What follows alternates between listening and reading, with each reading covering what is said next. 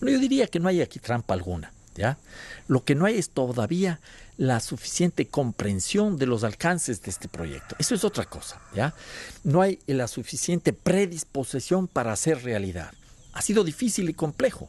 Desde que se planteó por primera vez este proyecto en forma oficial y pública a principios del año 2007, nos tomamos más de 2 años hasta que el gobierno ecuatoriano haga una propuesta específica.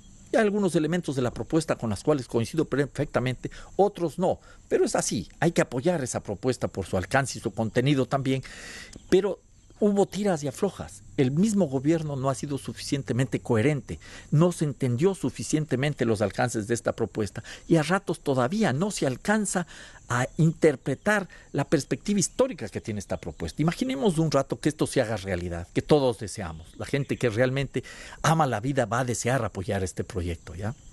¿Qué potencial va a ser para Ecuador ese proyecto? ¿Ya? En términos no solo de liderar los cambios a nivel internacional, en términos de transformar las viejas estructuras, en términos más concretos, para el turismo. Me imagino que muchas personas en el mundo dirán, yo quiero ir a conocer ese país donde un grupo de personas deja la cuarta parte de su reserva petrolera para ayudarnos a todos a salvar el planeta. La gente va a venir a conocer este país, no puede entrar al ITT, porque eso tiene que ser un territorio libre de presencia de seres humanos externa, ¿ya? Pero creo que hay muchas potencialidades que no son suficientemente entendidas por el gobierno y los gobiernos del norte, porque no solo es la responsabilidad del gobierno ecuatoriano, que tiene la mayoría de la responsabilidad sin duda alguna, sino de todos los gobiernos del planeta. Los derechos de la naturaleza deberían garantizar la existencia de este proyecto del ITT de dejar el crudo en el subsuelo, aun cuando no hubiera dinero de por medio. Yo creo que ese tiene que ser otro elemento.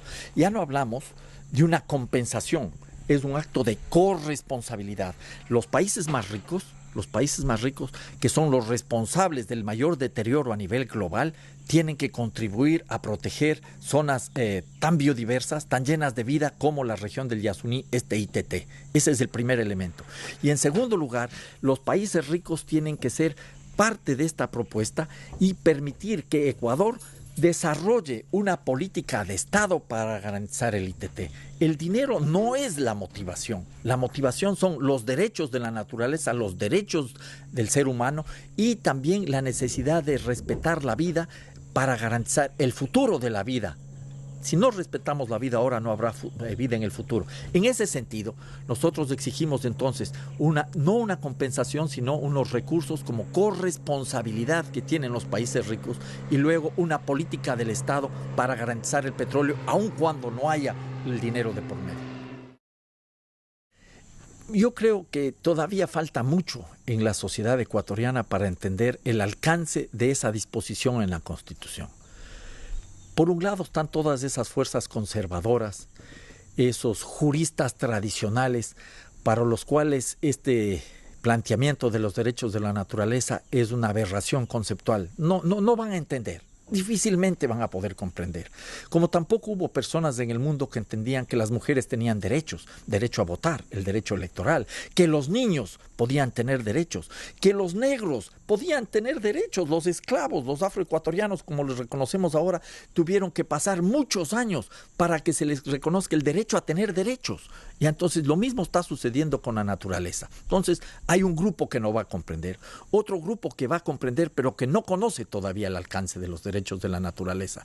Y quienes conocemos esos derechos de la naturaleza y más o menos tratamos de comprender el alcance de este planteamiento, tenemos que hacer un enorme esfuerzo. Pero lo interesante acá es que este planteamiento de los derechos de la naturaleza está cobrando fuerza no solo en Ecuador, sino en el mundo, ¿ya?